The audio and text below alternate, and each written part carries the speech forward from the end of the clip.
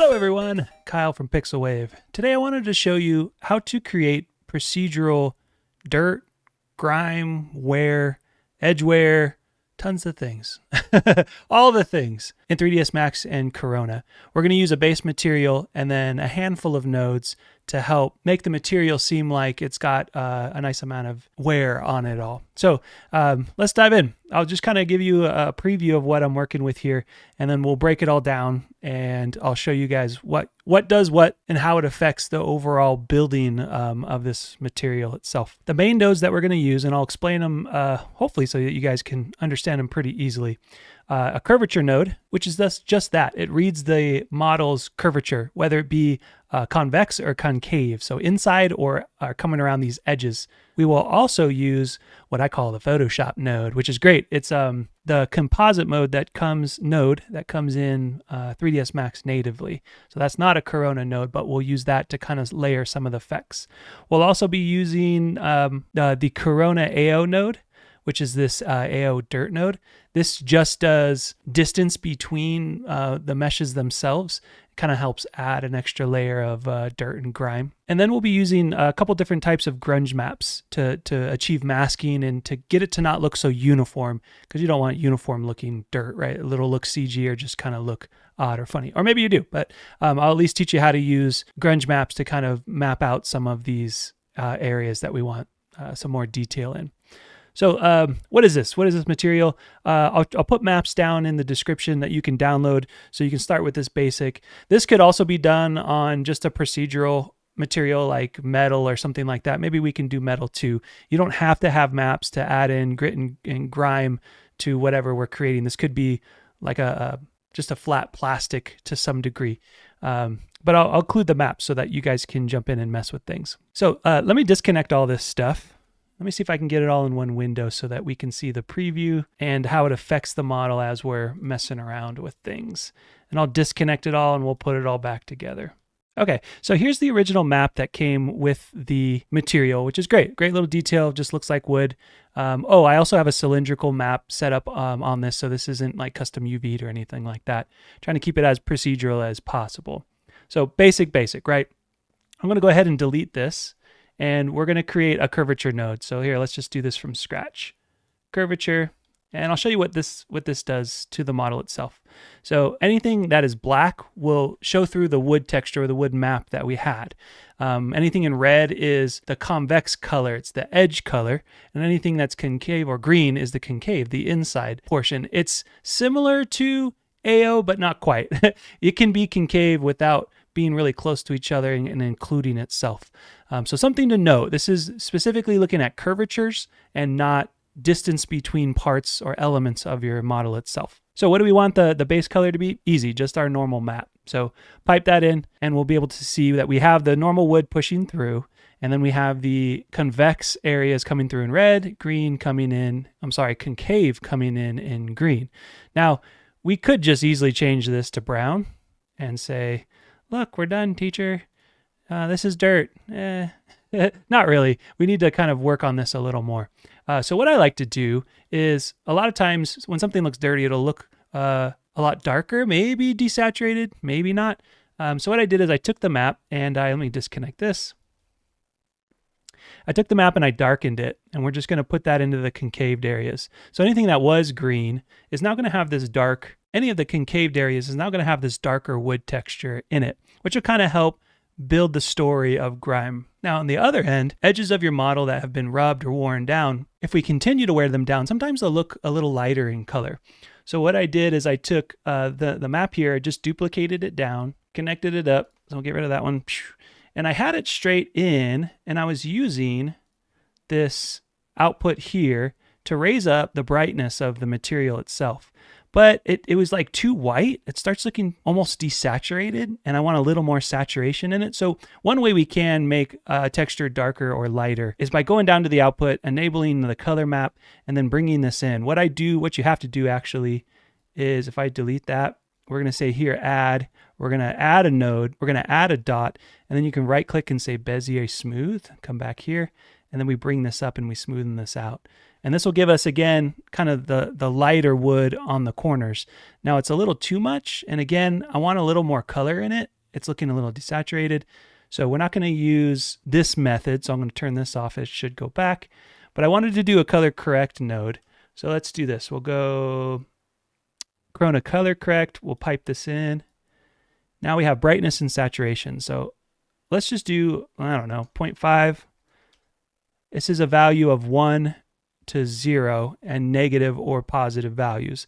So this is like a half brightness per se, because it's 0.5. And then saturation, can you go higher than 1? No, you can't go higher. See, like that's way too much. Let's do like a 0.3. 0.4. So we're getting a little more in there. 0.3 is okay. I just wanted a little color. I didn't want a ton. I don't want to look yellow by any means. And that gives us a little boost on the edges of this model itself. So now this is too uniform, right? This isn't like gritty or grungy.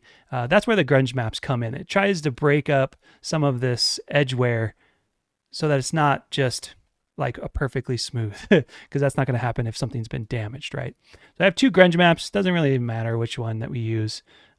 For example's sake, you could obviously get picky with the grunge map on how you want the texture to look at the end. But I'll pipe this one in, and then we start seeing here, see how it breaks that up? It's not so uniform anymore. It looks more grungy, right? And that's the whole thing for a grunge map. Okay, so we're looking good. But again, this is a curvature map. So this is seeing whether or not the edges are curved. But I want dirt, and dirt tends to accumulate in curved parts of the model itself. But a lot of times it happens where nothing can touch certain areas. So where things are occluded, it gets stuck, the dust and dirt gets stuck in the corners of things. So this is where I call it the Photoshop node, because it acts a lot like Photoshop. It's this composite node here. Pull this down. I have one that was ready to go, and I renamed it just for our purposes here. And I'll rename this Curvature, just so you guys can kind of see. So we have wood regular. We have, this one's going to be, we'll call this wood lightened, or just light. That's fine. Wood darkened, and then a grunge map into curvature, right? This one, what we're going to do is we're going to kill this. We're going to kill this. And we're going to pipe this into layer number 1. So let me show you why I call it the Photoshop node. We can keep adding layers on top of these. And not only do we have control over what's on that layer, but then we have an area where we can mask things. This area here could easily be grunge maps, or it could be nodes. So in this case, I want to put dirt in the cracks, and that's perfect for a Corona AO map. So we could be like, shoot, do we just use a straight color? We could do that. And actually, let's try to, let's mess with that. A color node into layer number 2. And it's a little weird because this goes downwards as far as layer goes, and this goes upwards as far as layer goes. A little weird, but let's make this, just for example's sake, red, so we can see what's going on with it. And then we'll take our Corona AO node and we'll pipe that in the mask. If you notice, it'll be here as well. I think you can drop things in. Yeah, you can drop things into there as well. Instance that in, right? So now we're seeing kind of like curvature, but it's also giving us these areas here that have the distance between this wood area and this base.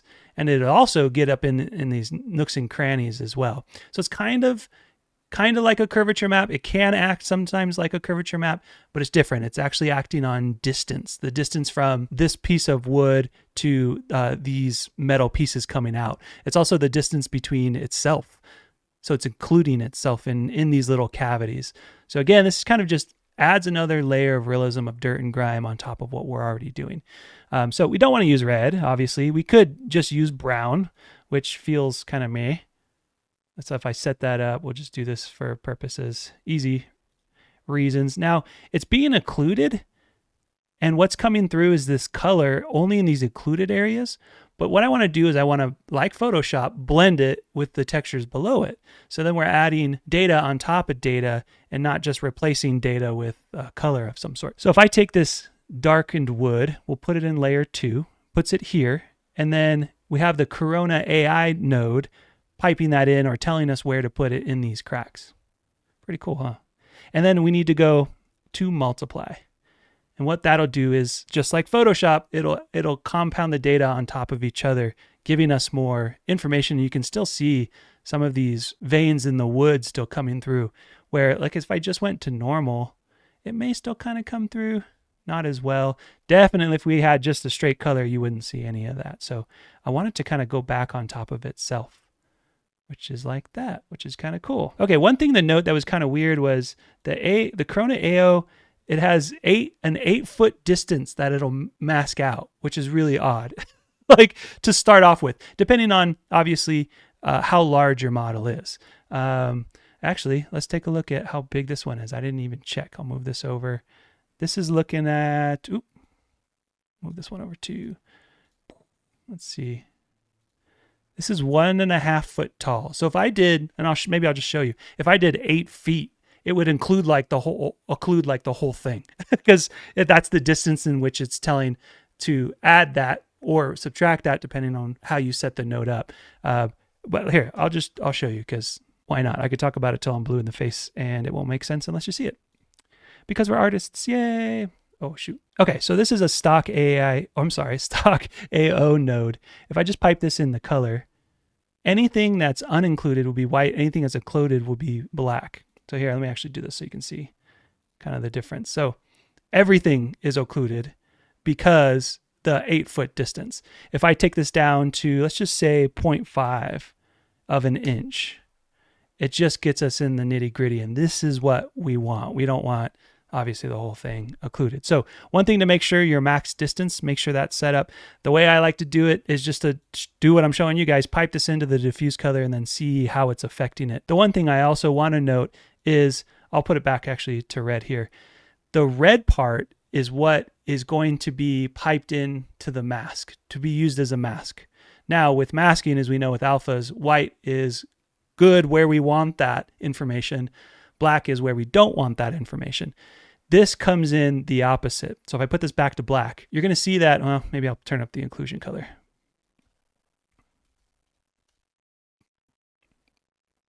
You're going to see that black is where the dirt is, which is what we're trying to achieve.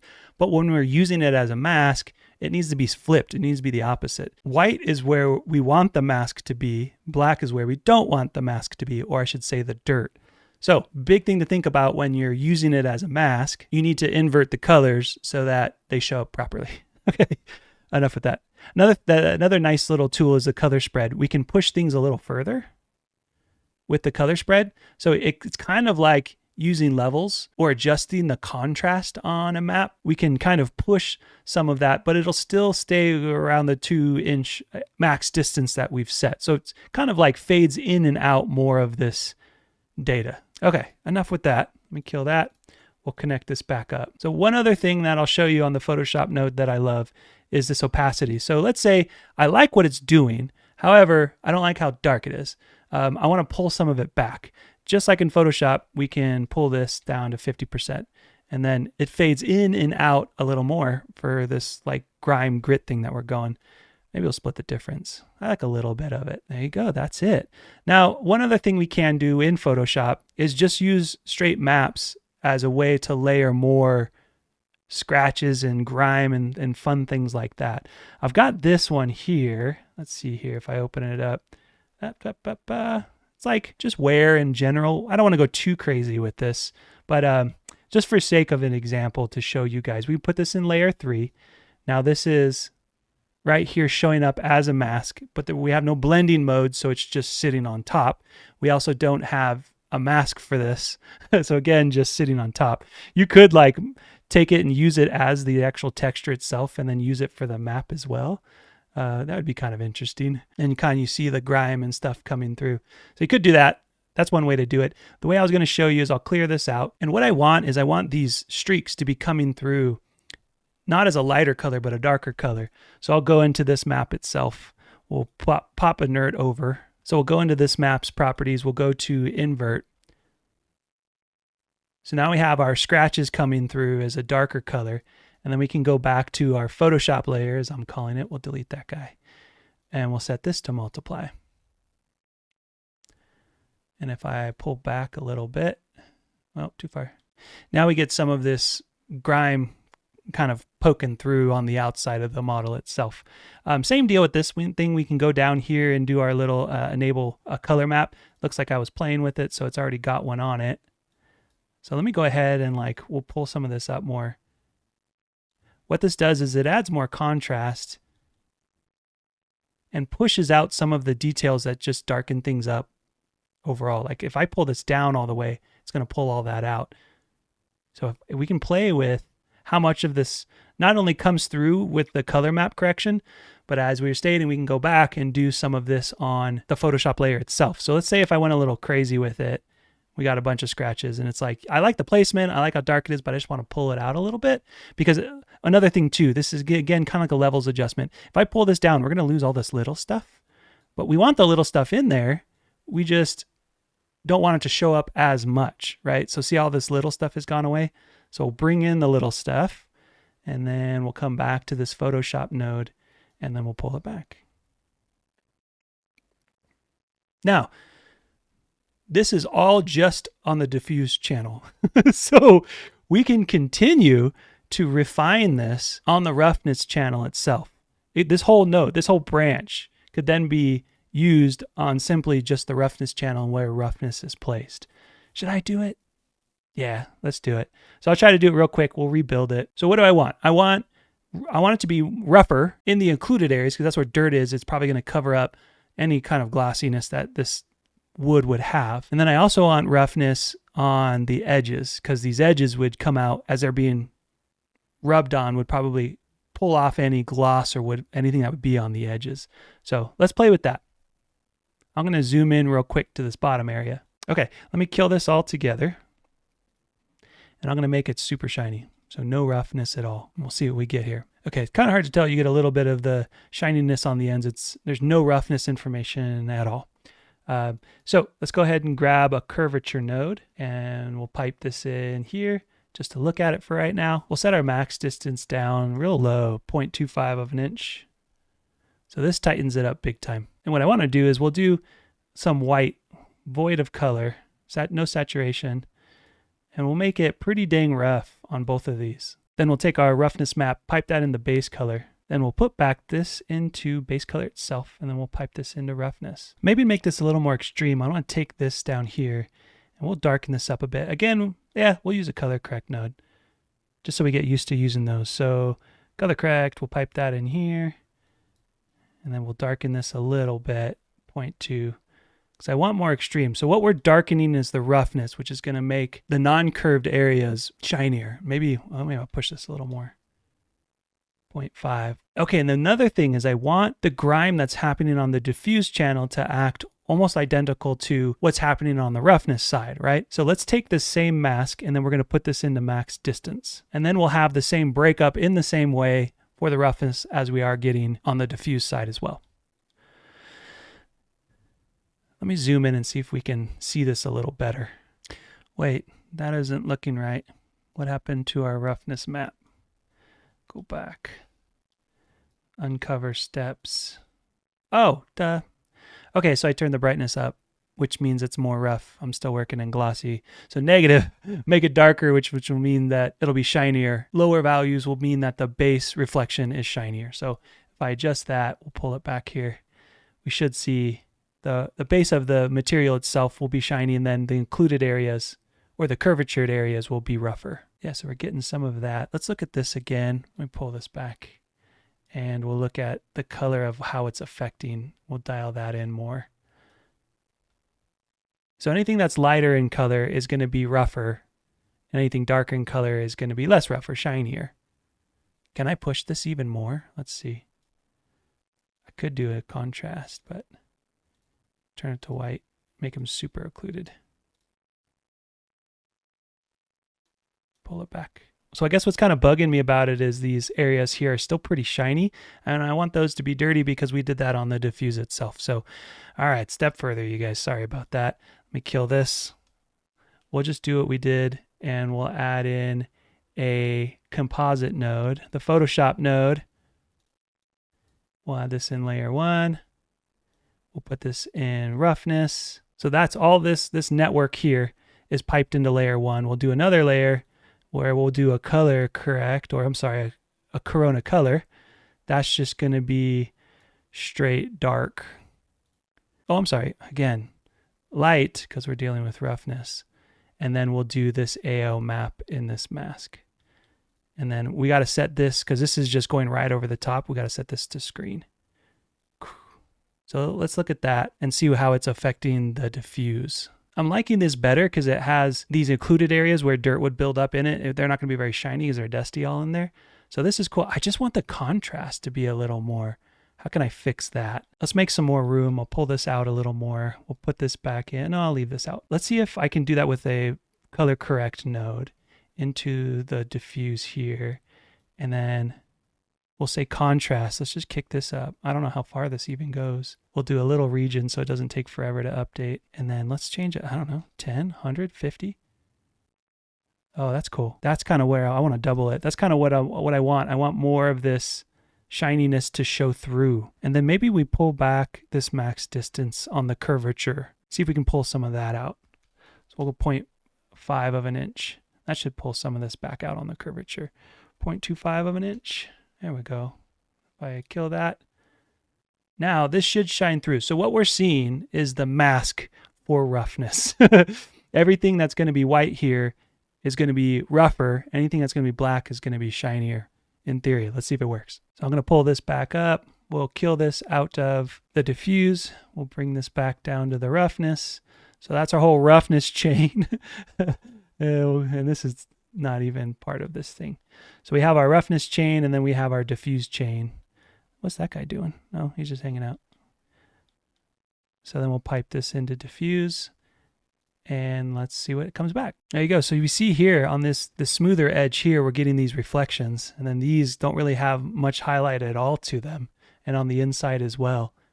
It's kind of more on these surfaces that are pointing outwards or upwards in this case and outwards to some degree. And then all this is occluded as well as far as the roughness goes. So you can see we can just start layering, start playing with these things.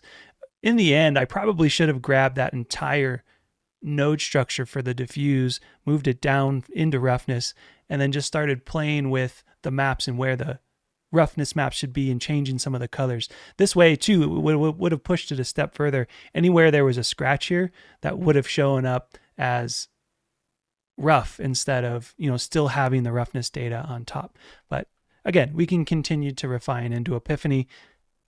I just kind of wanted to focus on showing you guys a few nodes. So just kind of going back to it, the curvature node affects concave and convex, but it doesn't really do AO. So that's where we use the Corona AO, where that gets all in the nooks and crannies. We'll read the model procedurally and get all in the nooks and crannies. That could add another layer of detail. Then we went over the Photoshop layer. I call it the composite node from 3DsMax that acts like Photoshop and allows us to continually start stacking information on top of each other and then adding blending modes so that it doesn't erase the information below it, but compounds the information in the data and the detail that we're using. And then you can use, again, maps just straight up on top of it, and you can blend down. You can use maps also in the mask area, but you can also use nodes like we did with the Corona AO, and then we can also play with opacity to blend things in and out as needed. What I'll do is I'll put a final render up on screen so that you guys can see it. I'll do something like 4K and try to get it real clean looking so you can kind of look at all the detail itself. That's it. If you guys got any questions, leave them in the comments. I've been enjoying taking comments from other videos and doing videos on those comments. So that's kind of cool. It allows me to make content to what you guys need. So if you got any questions, throw them down in the comments. Otherwise, I'll see you in the next one. Bye.